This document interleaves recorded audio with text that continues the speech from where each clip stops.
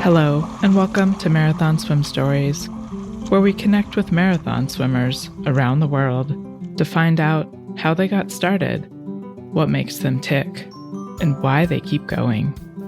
It's where we explore the human side of the superhuman feats of endurance swimmers, the connections that we have with each other, our support crew, and the waters we cross.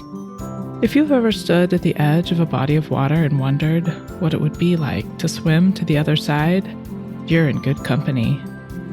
I'm Shannon Keegan, marathon swimmer, water relationship coach, and founder of Intrepid Water, where I virtually teach swimming freedom. Freedom to get started, shed the confines of the pool, or your preconceived notions of what's possible. Find out more at intrepidwater.com. Today I spoke with Will Ellis, host of an Open Water Swimmers podcast. In reflecting on Will's relationship with the water, we talk about the elasticity of time, managing grief, the illusion of control, and enjoying the journey. We speak in the context of our conversations with past guests and reflect on how and why our podcasts came to be. For me, it's the promise of connection. Won't you connect with me? Get out your phone right now. Draft a new email. In the to-line, type shannon@intrepidwater.com. Tell me what swimming means to you. I can't wait to hear from you. I hope you enjoy Will's story. I am really excited today. I get to talk to a fellow podcaster. Will, do you prefer Will or William? Will's fine. William is what I get called when I'm in trouble. Okay, I'll definitely call you Will Ellis. Oh, you're not in trouble, Will? Not yet. Right. Tell me, Will, what's your relationship with the water? Gosh, what a very good question. My relationship with the water is kind of multifaceted. I grew up in the Mediterranean. I'll get told off for that by my wife. She says, don't tell people that. My father opened the first nightclub in Ibiza back in the very early kind of 60s. And it was an indoor air-conditioned nightclub called Nito's. And so he kind of planted a flag on the island long before I was born in 1980. He got rid of the nightclub after a couple of years, but he had bought a little finca in Ibiza. And over the years, it sort of got built up and built up and built up. And it sort of became our family home from home, I guess. And all day, every day, my brother and I would spend in the water, diving for octopus, donkey's ears, which are the mother of pearl, seeing how long we could spend under the water, seeing how deep we could go. And I just loved, and I still love, being under the water and being on top of the water. And that's where my kind of love of just being surrounded by water sort of started and came from. Whenever I'm feeling anything, really, water has always been there. Water's always been the constant for me and has always been that space to cleanse with a swim or a dive or whatever it might be. But that's how it started. And that continued until today, really. But on top of that experience came proper swimming. I swam at school, not very well. I was pretty rubbish. And I found myself leaving drama school, realizing I needed something to fill my time and I wasn't working, which honestly is quite a lot of the time as an actor. So I went back to the pool. I went back to swimming as just something to keep going. And I began to realize that swimming is, for me, control. And it's control in my life where actually we are all spiraling out of control. No one fully has any control of their life.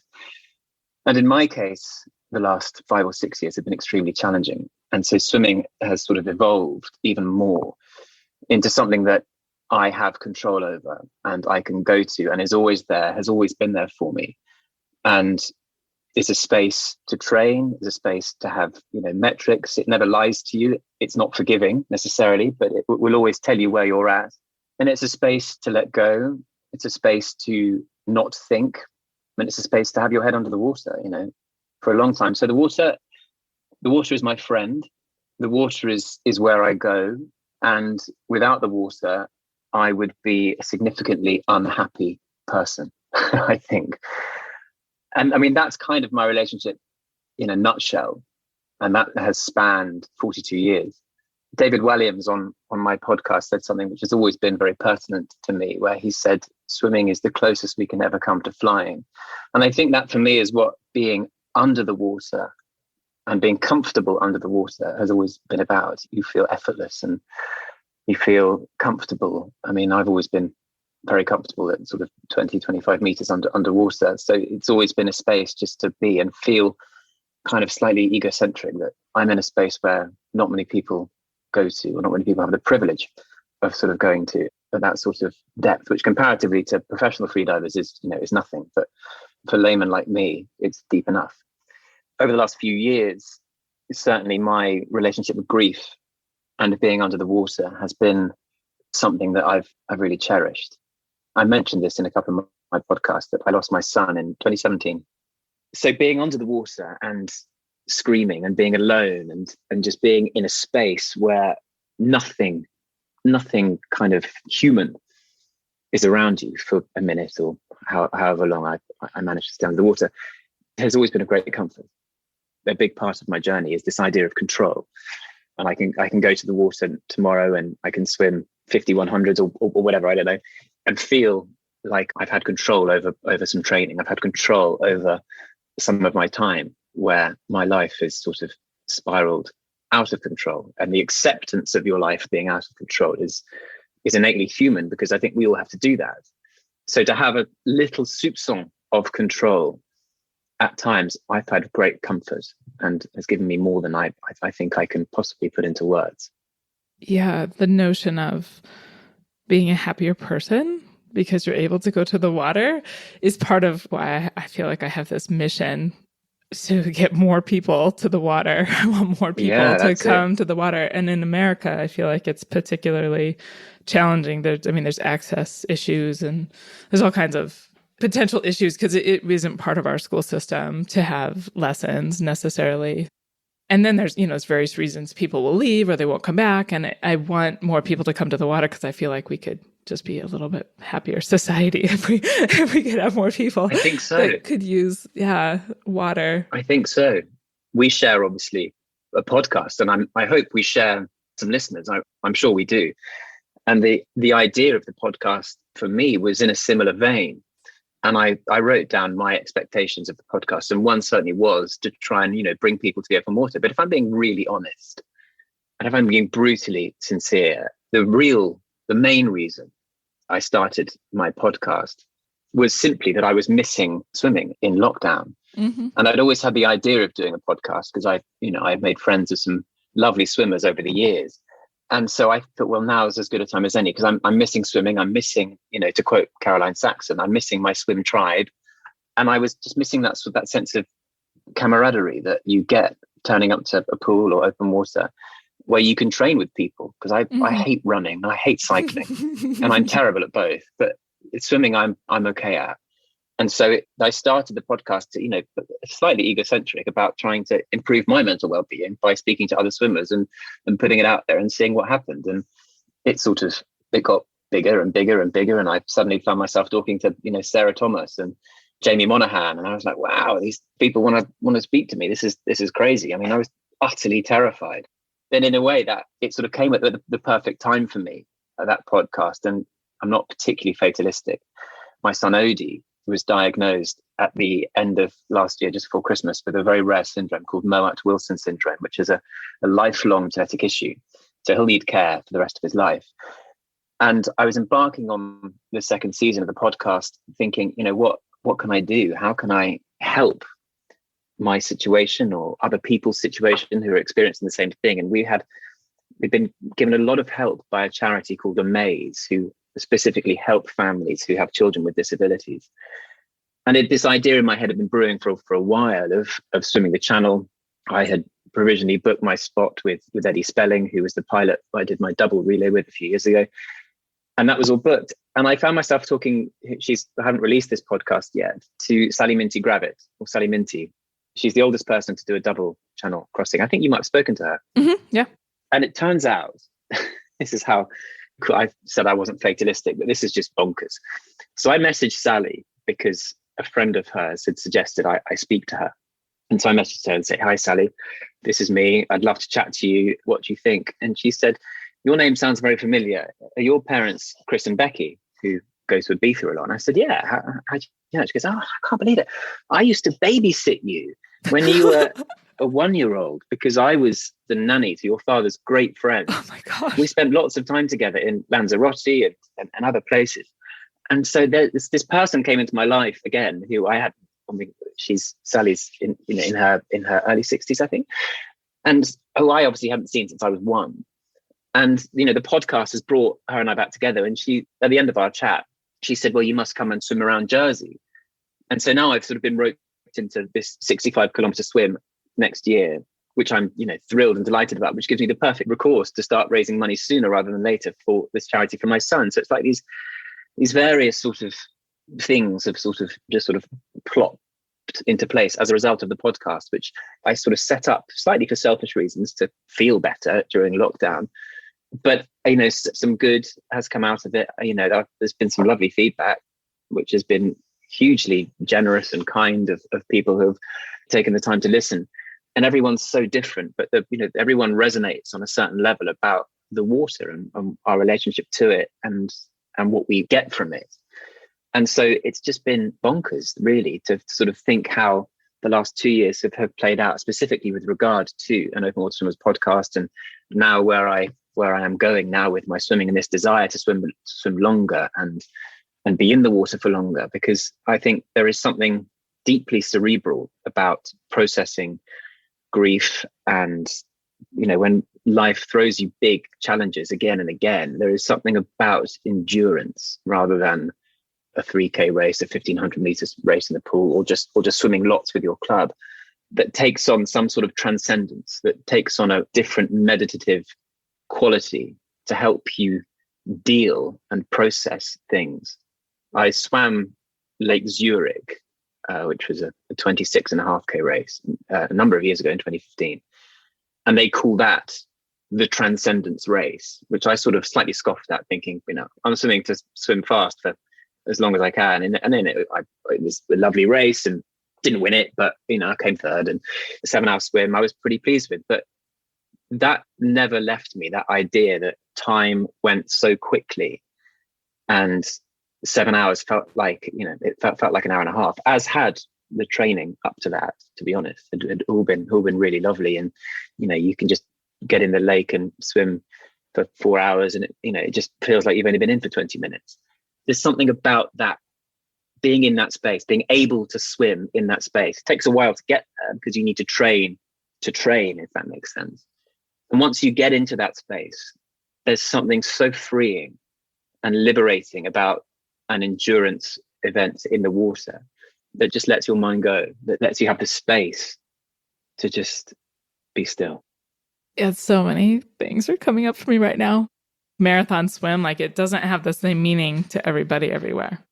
I guess, what is a marathon swim? That's because I was thinking about this, and I think the people I interviewed have certainly inspired me to swim the Channel and do a Jersey swim and see kind of what's next, really, in my swimming life. But what is a marathon swim? Because a 10K swim is technically a marathon distance, right? But when you're speaking to Sarah Thomas and Jamie Monaghan and Chloe McCard, these are just, walks in the park. And so at what point, I guess everything is relative to everyone, right? And that has to be the case. But I'm really fascinated by the idea, which I just spoke about having the mental space as you swim over a longer period, which just allows you freedom in the head. I mean, I'm speaking quite ethereally here, but I think it's very relevant compared to someone who would do we have a Couch to 5K running app here in the UK, and someone might do the same, in the water. They might spend a few months training to swim a 3K, which is wonderful, which is great. And that should be celebrated in equal measure, because that might be even harder for someone to do rather than someone like you or I to train for something that we know very well. So what does marathon swim mean to different people? I mean, that has to be it's such a broad term, I think. Yeah. I think Evan Morrison said it's a state of mind. That's my favorite definition of a marathon swim. So, Yeah. the idea that you're just pushing. The other thing that came up for me, I spoke with Jillian Best, who's a liver transplant thriver. Her statement, I think it was toward the end of the podcast, she talked about staying as present as possible. And I'm just like thinking about that. I have a mom friend of mine who was talking about how she loves going camping because she can just be present in the moment with her daughter and, doing camping things or hiking or whatever. She's not a swimmer specifically, but maybe that's it. It's that you can put everything aside. Like I can shelf all my responsibilities for a day and just go swim. And there's the spiritual quality for me too of being present for like the sunrise or the moon set, or I feel like you can feel the earth turn if you're out there long enough. What is it then? Because I've asked this question. What is it about swimming compared to, as you say, your friend who goes hiking, who might have the same response? But swimmers, I think there's nothing quite like it because you're so shut off from the world because your head is in the water. And you're in such an alien environment because we're not designed to be in the water. We're designed to be on the land. That forces you to accept the present moment harder, I think, than if you were running through a forest, which it undeniably might be very beautiful. Yeah. No, I agree though, but you could go hiking, with a friend, right? So you can chat the whole time. So it's and that's presence, but you're right. You're in isolation. Exactly. And even if you're swimming with friends, there's something about the water where you are, you can't be still. And in that, the sort of activeness of your body forces your mind to be very present and very concentrated on whatever it is you're doing, because otherwise you'll drown. And it's the same. I find that, I surf very badly, I might add, but I go surfing whenever I can. I'm a terrible surfer, but I love it. And, there's something about being caught on the inside, which happens to me quite a lot because, as I said, I'm not a very good surfer. And you're constantly being battered by the waves and you're constantly trying to get back out.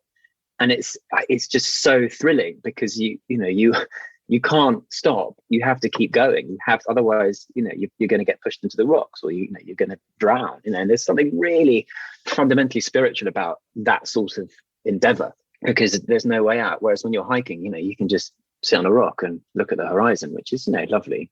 They're very different in the way we have to approach them as sports or leisure activities or endurance events, I think, aren't they?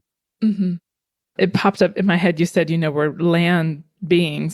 And I've had this thought lately, though, but we came from the womb. We came as water breathing beings. And I've heard it too. People say that like how you look kind of out, washed out after a big long marathon swim. You kind of look like you're born again.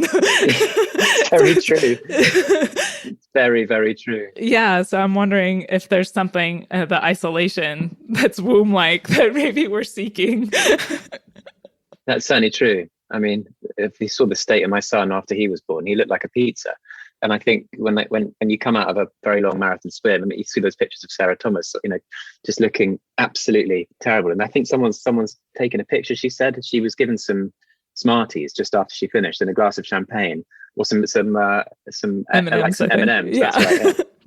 And she had the champagne, and of course, it just all kind of came back up. So she's covered in sort of multicolored liquid, and covered in the white sun cream and things. I'm just going to shut WhatsApp. And she must have looked exactly as you say, like she had just come out of the womb all over again. Right. Bless her. But wow, what an amazing swimmer and so humble. Oh my gosh. Yeah. Sarah's amazing. Sometimes just message her random things and she'll get right back to me. It's amazing. Yeah, she's amazing. What is swim freedom? It's the freedom to start swimming when you don't think you have the skill, ability, or time. The freedom to swim with ease. The freedom to enjoy your time in the water. The freedom to swim further than you ever thought possible. What's holding you back? Let's talk about it. Shannon at intrepidwater.com. Let's go back to the transcendence. I love that idea. I don't know that I've ever felt the same way about a swim, but I remember talking, I think it was Martin Webster, somebody else was talking about how like time just flies. And I don't know that I've been in a swim that felt like it was just flying by. Maybe moments flew by. It's funny, right? Because there comes a moment, certainly my experience, and people might have a very different experience of this, but my experience has always been that you train to train. You can be as fit as you like for a 1,500-meter swimmer, but actually it's only when you start swimming for non-stop for an hour and a half, or doing 10 1500s, whatever, I don't know, whatever it might be. I'm saying that I'm pulling those things out of the hat like I did them yesterday. I really didn't. But it's only when you're able to kind of find those sort of sets where you push through, that you find that really, really comfortable slow pace. Because I'm always trying to swim fast. That's part of my problem, and part of my distance journey now is trying to let go of that, actually. But I found, certainly when I was training for Zurich, I remember my great friend Alex and we went to Shepperton Lake, which is a quite a famous lake here, and we went and did 8 3-kilometers back to back with a 5-minute rest interval in between to have some food. And it was one of the best afternoons we'd ever had swimming, because we turned up, we swam, and we went home, but it felt like we were in the water for an hour. It's just that sense of ease.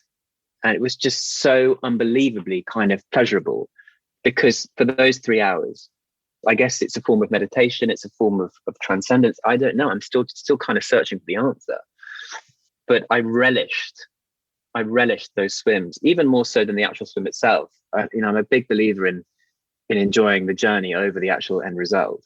I'm enjoying my training a lot, and that's what I'll take most out of the next 3 or 4 years, wherever my swimming will take me, is actually the training, because the training is so enjoyable if you can find that space, if you can find that time to just be totally still. And it takes, I think it takes a bit of practice, because of course your body's going to tell you that you're getting tired or it wants to stop, and once you push through that, I think I remember it quite well. Group of us were going to do 10k Saturday, 10k Sunday up at Crystal Palace, and it took a good couple of months. And we'd always have a Byron burger afterwards. It was a big kind of community feeling for us as great mates, hanging out, swimming, doing what we loved. And eventually you just find yourself, we can just swim a 10k non-stop in the pool now and just feel great, feel lovely, feel like it's only taken an hour when we've been in the water for 2.5 hours. So it's that space that I'm searching for now, that I'm just ebbing closer to. I find with my journey this year, I'm doing some 10k races this year as a way to let go of this idea of swimming faster, so that next year I can just concentrate on just not stopping, as opposed to trying to do a 2-hour 20 10k. And it's ebbing closer that space to be able just to be completely free and just go. And that's what I enjoy the most, I think. And that's what I feel like I've been missing for the last few years, especially given the trauma that I'm carrying with me in my life, with my son dying, and then with my son's diagnosis. It's not been easy. And I think by finding that space and by finding those moments to be still, I think I will get a lot from. I'm not familiar with the genetic condition that Odie has, or what happened to Dash. Tell us. My wife and I spent 5 years going through IVF. Early on in our IVF journey, we have an amazing NHS down here where we were given IVF on the NHS. And my wife has a low egg reserve. I don't know how much people know about IVF, but basically they go in, they try and collect as many eggs as possible, which they try and fertilize. And then they put 1 or 2 back in the womb, see if they take, and they'll keep some on ice. It's kind of most people's perfunctory journey, should we say. And normally a woman might yield 5, 6, somewhere around that figure, maybe more, maybe less. But Alice only yielded 1 egg on this particular round of IVF, which was our second round. And miraculously, it fertilized, and miraculously, it took. And so we were the happiest people. We were so unbelievably grateful that this, our wonderful NHS had managed to facilitate this very, very difficult procedure that, we knew at the time we had a very low chance of success. And so we were, can I swear on this podcast? Sure. We were like pigs in shit, is my favorite description of that. And we were going to go to Ibiza at 25, when Alice was 25 weeks, sort of the last possible chance that, you get to travel before your pregnancy dictates that you can't.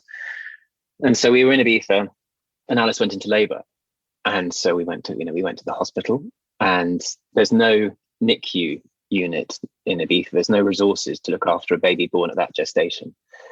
And so we were told by the doctors to have the baby in Ibiza and let nature take its course, which was obviously not going to happen as far as I was concerned. Someone had mooted the idea that there was a helicopter that could take us to a nearby island called Mallorca, where they have a NICU unit and a fantastic facility to look after babies born prematurely. So I managed to convince, in my best Spanish, the doctors that actually we wanted to take the risk and take this flight, because I think they were worried that Alice might give birth on the flight, which would put her life in jeopardy as well. But she was pretty stalwart and said, there's no way I'm having this baby here. We have to give it the best chance. We arrived in Mallorca, and I'll never forget the doctor's face. He looked at us. He took Alice's hand and he said, you've made the right choice. We deliver babies at 23 weeks here, so you're in the safest possible hands, which was just like the best news I think I had ever heard ever in my life, and probably will ever hear. They managed to delay the labour for another few days, but then Alice gave birth to our beautiful son, Dash. And he came out very tiny, obviously, and not breathing. So he went straight into a NICU ward, where the first sort of 48 hours are always quite tricky, but he pushed through. The doctors were quietly optimistic by sort of day 3, and he remained relatively stable. There were ups and downs along that time, and he'd had a very small brain bleed. It wasn't insurmountable in any way at the time. Wow. And we were at day 6, and we decided that we would leave the hospital to go to the local shops. We were going to buy some of the staff some flowers, chocolates, and stock up on things we needed. My mother and Alice's mother had arrived in the hospital at that point, and we had our own room. I mean, we were so well looked after. We had this amazing team, and I'll never forget it. I was on the phone to my neighbour trying to organise our rabbit in Brighton, to be fed, and I hung up the phone from our dear neighbour, and Alice looked at me and said, "That was them. They're calling. Something's gone wrong." And I said, "No, what are you talking about? That was Gerard, our neighbour. I was talking about Peanut, trying to get rabbit feed." And then out of nowhere, my phone rang. On an iPhone, sometimes the name just pops up, and the name Son Espacios Mallorca came up on my phone. And I looked at Alice and thought, and I answered, and they said, "You have to come back. Something's happened." And then we walked back along basically the side of a motorway in 35-degree heat, not knowing if our son was dying or what had really happened. And we got back to the hospital, and we were taken to a room we'd never been into before, which of course spun us both out. Alice thought, this is where you go. This is where you go when they tell you that your child is dead. I think I said to them, "Do you call this the sala de malas noticias?" Spanish, which is the room of bad news, which they said, no. They're pictures of like babies in their mother's arms all around. And I said, "This can't be the room, Alice. Because right. Look, there's this would be really cruel. There's pictures of beautiful babies, and and I was still hugely optimistic and feeling like we could get through this." I can't really remember how long it took, but we were then at some point we were taken into a room where they explained what had happened. And in a newborn, they have this valve called a ductus valve in the heart, which they have to close because it hasn't sort of developed yet. And he ruptured his spleen, which reopened his ductus valve, which they'd managed to close a few days earlier. And it had this sort of catastrophic brain hemorrhage. Oh my gosh. And so we were shown the pictures of his brain. And at that point, Alice sort of just zoned out. She said, "Right, it's done. It's done. He's gone." Whereas I was just trying to digest and trying to understand. She's much more pragmatically compassionate, my wife. She just gets it instantly, and she knew that his energy had sort of gone. She felt it in a weird way. Yeah. So I said, "Let's not say goodbye yet. Can you go and take a scan in the morning of his brain just to make sure that there hasn't been some weird clerical error, and then we'll make a decision." So they did, and we spent the night reading to him and holding his hand. And in fact, no, that's what Alice did. I was sleeping just because I was trying to process it all still. She was amazing. And in the morning, they showed us the images, and we decided that we were going to say goodbye. And so we spent 4 hours holding him to while he just gently drifted off and not in any pain. We dressed him, we put a new nappy on him and put him in clothes, and he was taken away. And I'll never forget, one of the most selfless things I've ever seen any human do. It was just after he'd been wheeled away.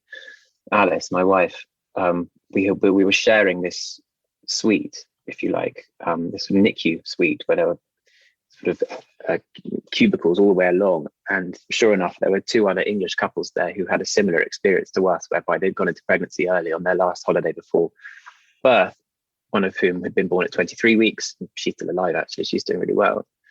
And as Alice walked out after Dash had been shipped off, she turned around to both couples and said, "We're the anomaly. We're the 1 in 3. So both of your babies are going to be absolutely fine. Our babies died so that yours are going to be absolutely fine."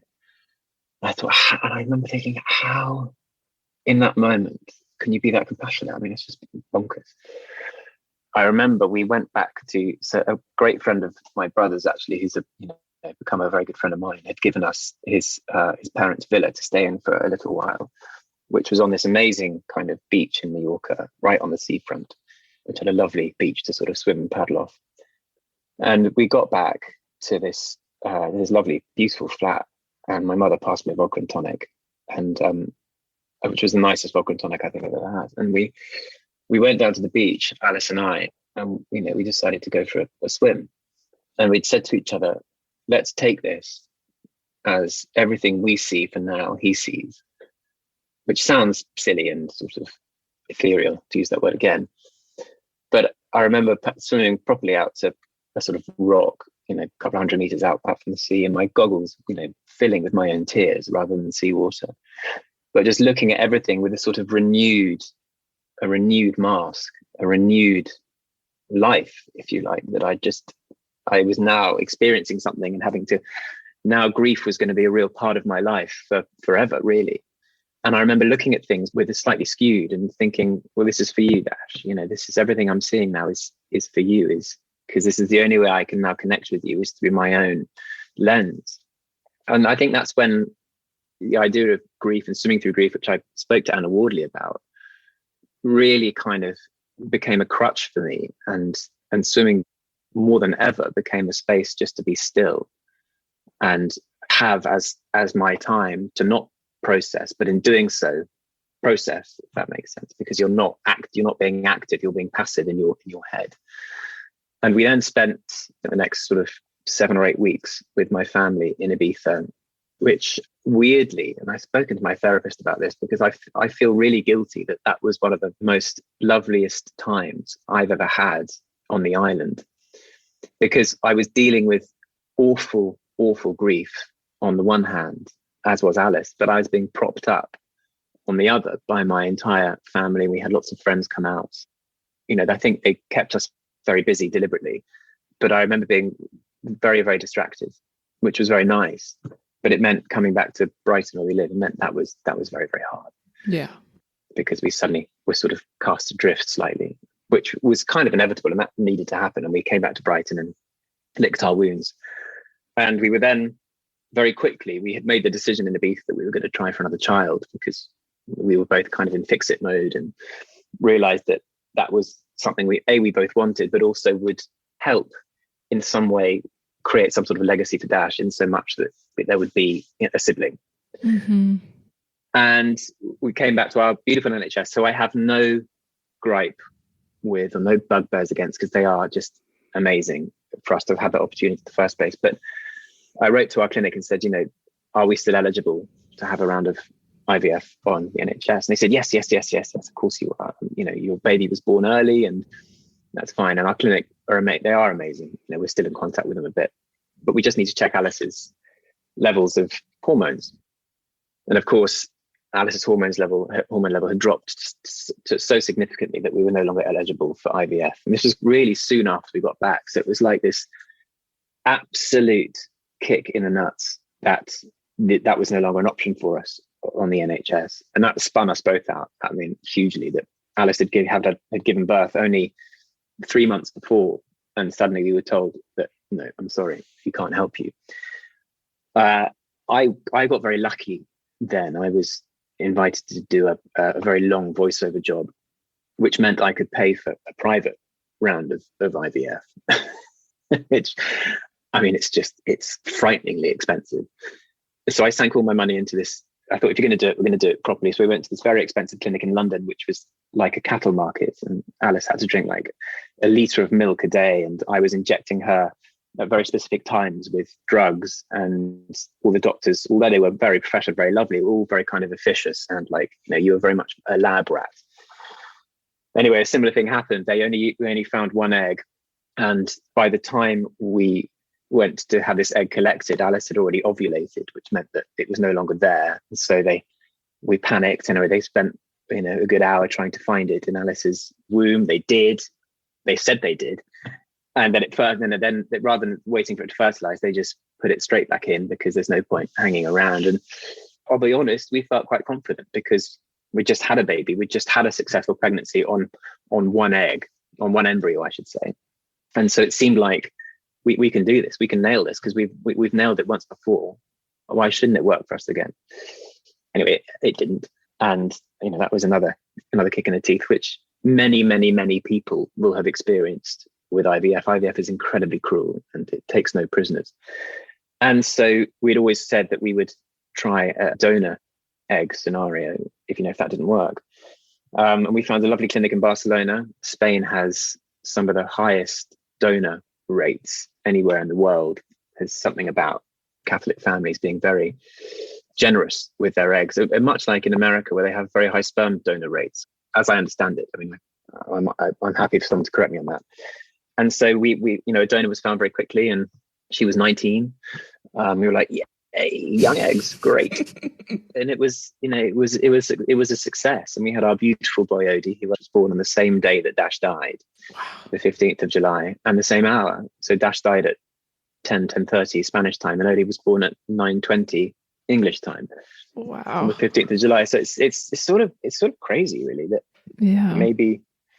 maybe I'm talking myself around to being fatalistic after all. I don't know. But again, we were just the happiest. We still are fundamentally just grateful and happy. And then end of last year, we were given his diagnosis. He's nearly 3. He's not quite walking on his own. He's not talking, but he's just the most beautiful, gorgeous, happy little boy. And so we are just thrilled that he's in our life. But there is certainly a lot of trauma. There's a lot of anger still, certainly within me. The last 6-7 years have been quite tricky, and that's fine. That's life. There are, I don't think my therapist will listen to this, but if she does, she'll tell me for saying it. There are people who experience far more horrific things in their life, and we're just grateful to be parents. We are just thrilled that we have a little boy, and we can look after him. There was a lovely analogy that our pediatrician told us when we had this diagnosis. We had the diagnosis from a geneticist who painted a really bleak picture, which is kind of their job, really, because they need to make you aware of what you might have and you might be dealing with. And our pediatrician said, there's a poem out there which you're going to have to find where, you thought you were getting on a flight to Paris, but halfway through your flight, you're told that actually you're being diverted to Amsterdam. So you never get to go to Paris, but Amsterdam's still pretty cool. And I love that because you kind of just have to reframe your idea of being a parent. It's all centered on the self, because Odie's Odie. He's just a beautiful little boy, and he needs our love and care just like any child would. But just because he has a disability, it doesn't mean that you're going to be any less of a parent. It just means your expectations have shifted, which is entirely something that we have to deal with, not him. So in that regard, it feels like it should be so easy just to let go of. But, I think coupled with the grief of losing a son, it's very difficult not to feel like it's pretty cruel. But it shouldn't feel that way, because he should be celebrated. Mm-hmm. Does he like the water? He does. He loves the water. He's not quite able to swim on his own yet, but we are determined to make that happen. He loves the water. One of our favorite things was we have a little, beneath my dad's house in Spain is a quite a famous beach in Ibiza called Cala Salada, and there's a little beach away from it which you can only walk to called Cala Saladeta, and you put him in this ring and we paddle him over first thing in the morning, and in this ring his legs just going like the clappers, and he's just the happiest little man. And it was glorious as the sun's coming up and the water's that sort of gin clear, crystal clear. Really happy memories. Yeah, that's beautiful. I trying to remember, there's a book I read to my kids about one of the Native American tribes' belief that we go back to the water.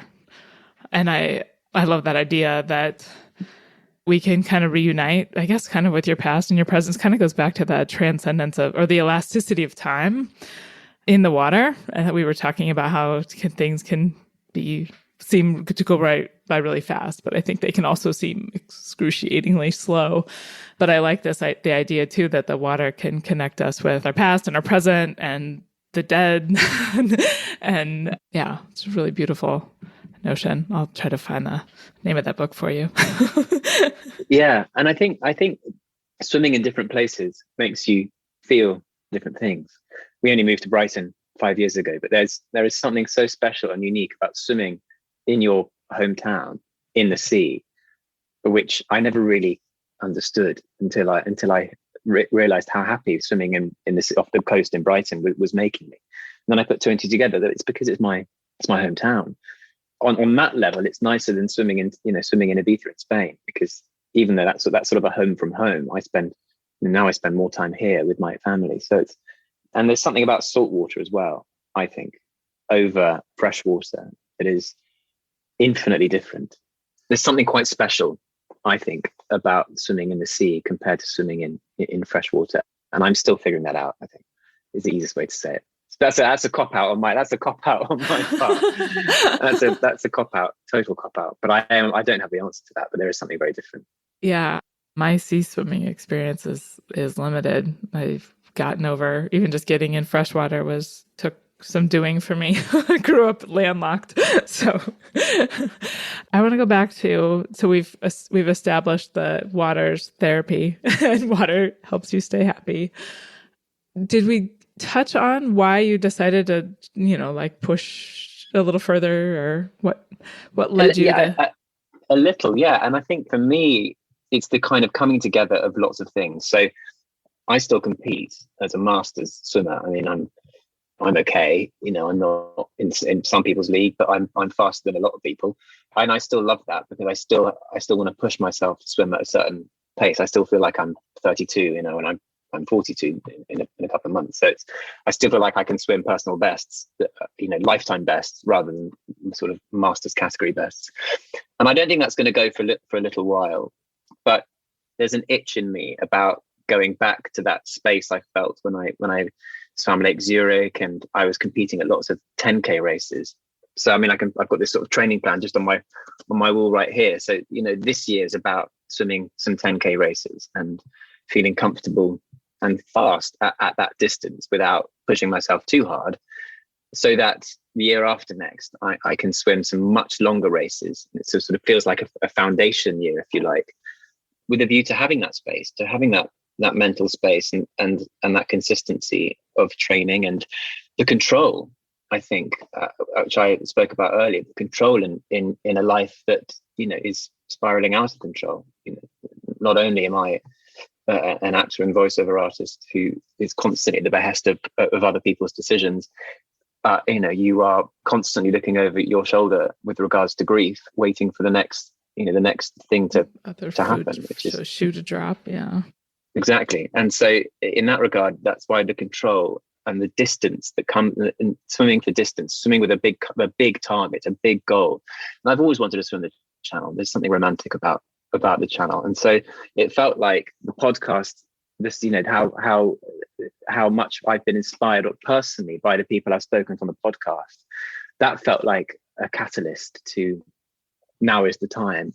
But then with Odie's diagnosis, it felt even more like now is the time, because it's going to give me the headspace. It's going to give me motivation to raise money for the wonderful charity Amaze, who have been really supportive and really helped us on our journey. So it feels like it's the coming together of lots of little things that have inspired me to kind of just get on with it and do it now, rather than wait until I'm in my 60s and still sort of pottering along. We have actually, we have a swimming pool opening on the beach here in Brighton next spring, which is a 50-meter swimming pool, heated, but it's open all year round. So it's also, there's going to be that sort of element to throw into the mix, that spring next year I have this amazing kind of semi-open water facility right on the beach where, I'll be able to acclimate properly in the water and be able to use the pool. So it seems like all these threads have sort of spun together to make me want to go back to that idea of distance and that idea of finding that space mentally to be able to swim for 6, 7, 8, 9, 10 hours, he says rather optimistically about Channel and Jersey. I was speaking to someone the other day about this, and they said, aren't you worried about the cold water acclimation? And I said, well, it's got to be done, but I don't want to be swimming the Channel over kind of 13 hours, really. I'll probably have to be pulled out.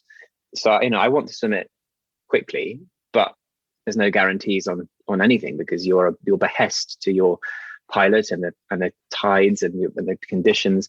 So, I'm rather naively and stupidly hoping to swim Jersey and the Channel fast enough so that I don't get too cold. And people who are listening to this who are going to be screaming, saying, "You absolute numpty!"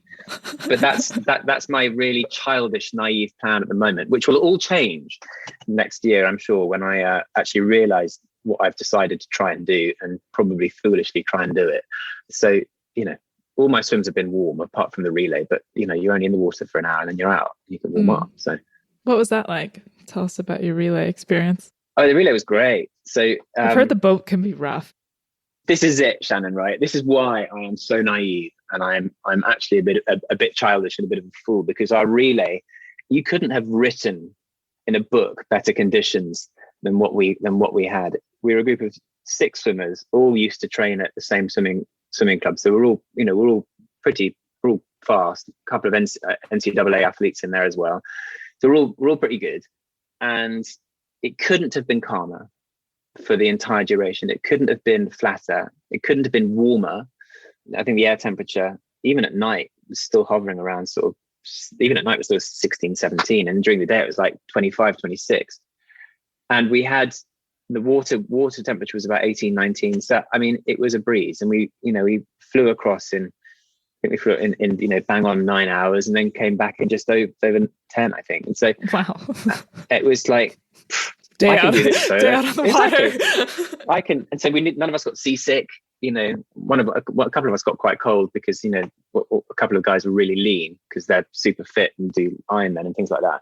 But I remember after that thinking, well, if I have those conditions, the Channel can't be that hard, and that's a really stupid, idiotic, naive thing to say, especially having, spoken to so many Channel swimmers. And then again, the other thing is that I speak to, Sarah Thomas, who is, like the champion of champion swimmers. I'm like, yeah, she's pretty, she's amazing. And if she can do it 4 times, surely I can do it once, and so I speak to all these amazing endurance athletes who are, leagues ahead of me in terms of their mental aptitude and their endurance and their physical aptitude to be able to swim those sort of distances and times. And I'm just entering this world thinking I'm a pretty, I can swim an 18-minute 1500. There's no reason why I can't nip across the Channel in 11 hours, which is childish, naive, idiotic, and pretty foolish actually. But that's I'm trying to talk myself out of that headspace on a daily basis. But that deep down, if I'm honest, that's what I'm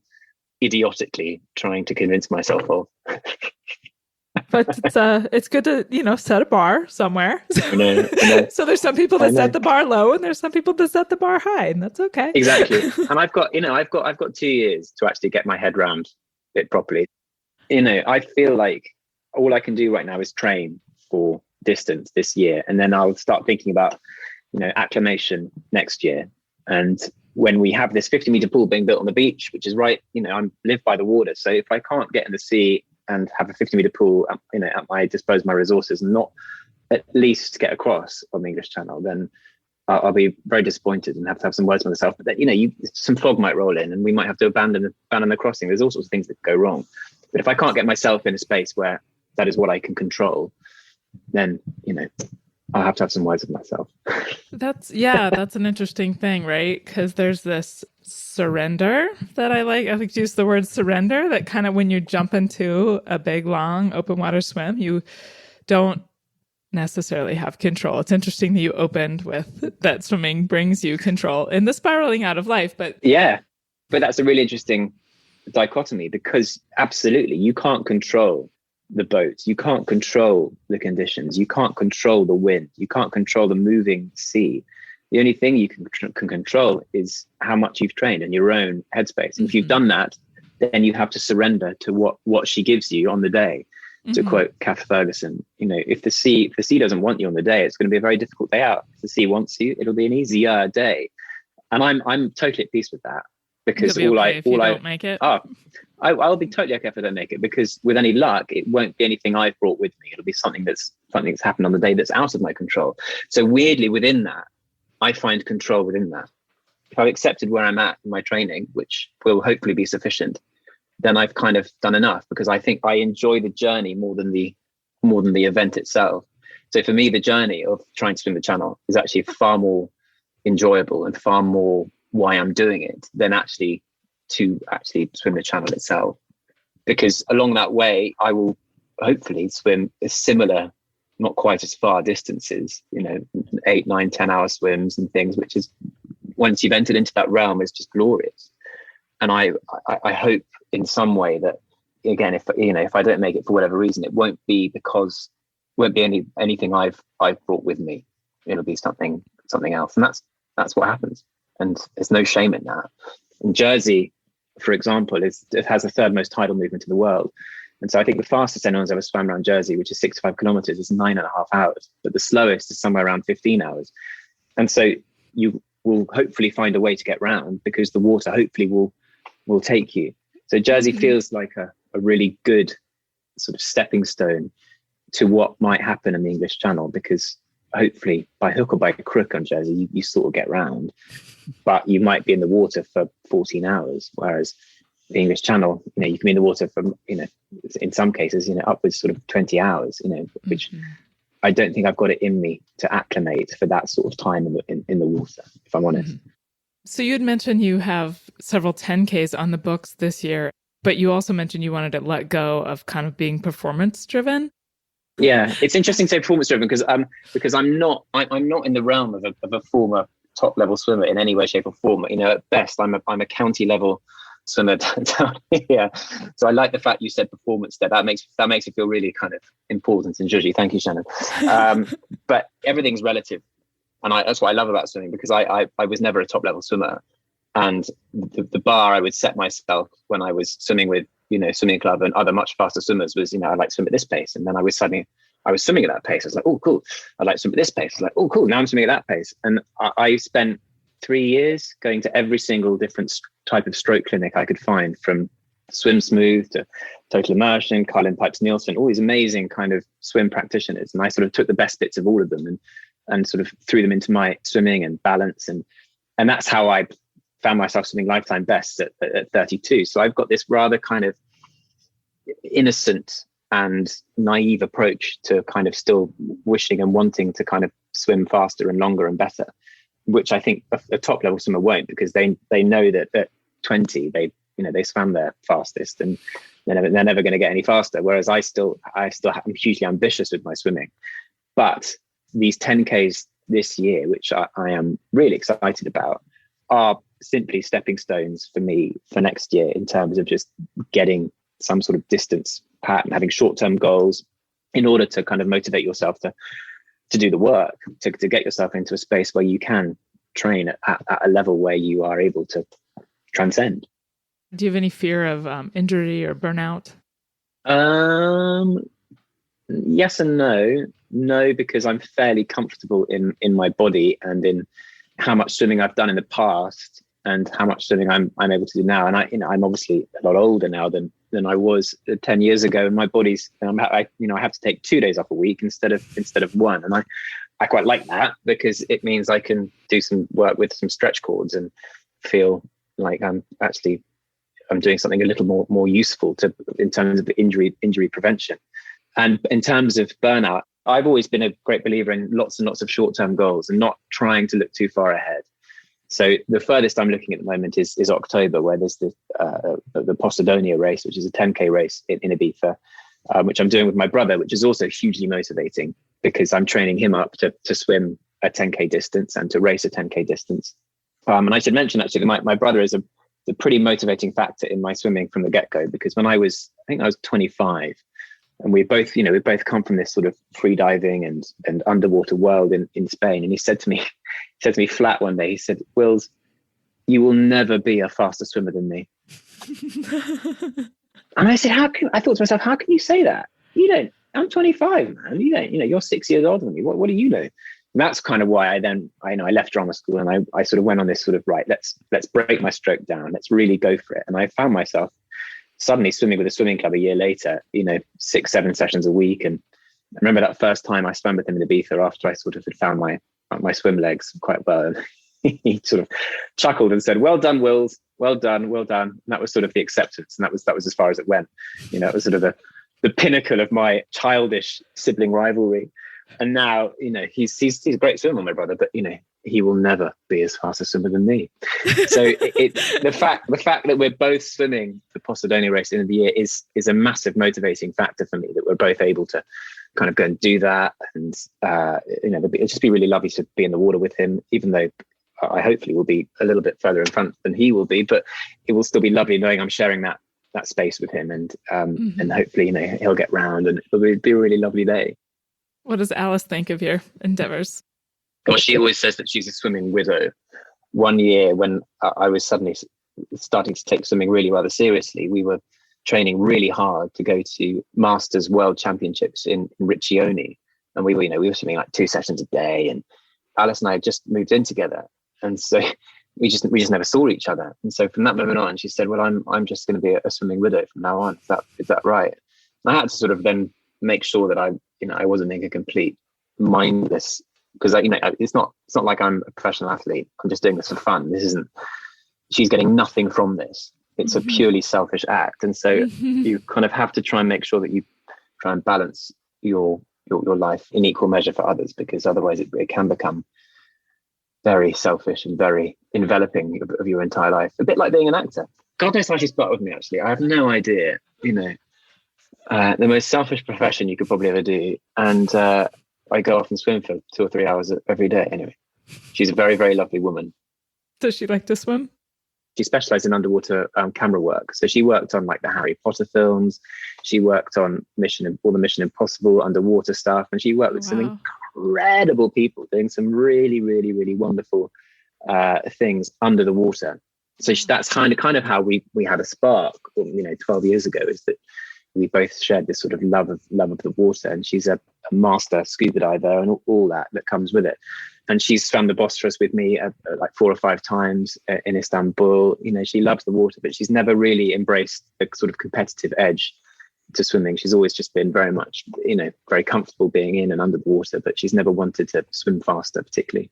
But yeah, she's had a much more interesting career than I've had, put it that way. Sounds like she's a really good relationship with the water. She really does. She really does, yeah. Any final words of wisdom for Marathon Swim Story listeners?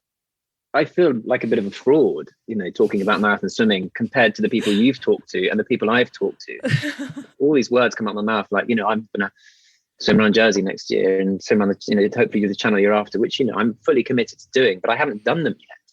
So in a way, I feel like a fraud compared to some of your guests, and like we spoke about earlier, what is a marathon swim? I've swum a dozen or so 10-kilometer swims, but comparative to, the type of guests we've both spoken to, it's like a fart in the wind. It's nothing.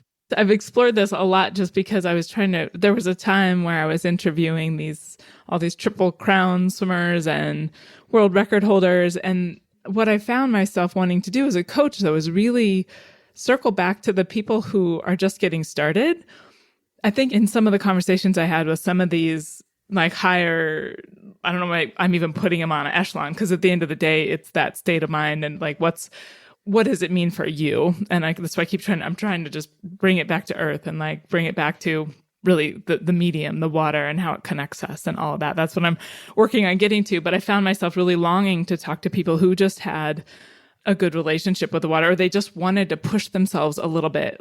There was a woman I talked to who was, I think she's done 11 miles, but she's like turned 70 or 71 the day or two before I talked to her. And it was just the fact that she just wanted to push herself more, at 70, be like, she'd run and done all these other things in life. And now she wanted to see how she could do in swimming. But what I wanted to say was one of the people I talked to when I felt like I had this like leveling of, but wait a sec, I wanted people's stories to be accessible. I wanted people to hear someone's story to resonate with them. I wanted to talk to people who weren't all like club swimmers turned college swimmers turned burnout turned revisit it in their 30s. You know, I wanted to talk to people who really just felt the need to go out and push themselves. And one of the people I talked to, because I found myself looking people up to like see if they're like, are they really a marathon swimmer? Like, oh, look them up on long swims. Because all of a sudden people started reaching out to me and be like, oh, you know, can I be on your podcast? And so I'd be like, oh, okay, well, I'd look up and see if they've actually done anything on like longswims.com or something. And then I started realizing it just didn't matter. And I don't need to be the judge and the jury of whether they've actually done a marathon swim. I'm really interested in the motivations. And so your motivations for why you swim are what I want to get to. And I feel like we hit on a lot of that today. And that's really what it's all about for me. So yeah. Well, this has been really fun. It's been awesome. Thank you very much. I appreciate it. Thank you for listening.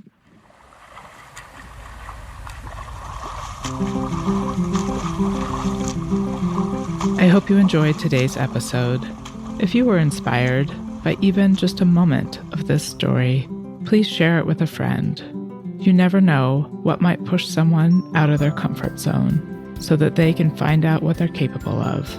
And please leave a review with your podcast provider. It truly helps others discover the raw and honest stories of these amazing endurance swimmers. Thanks for listening.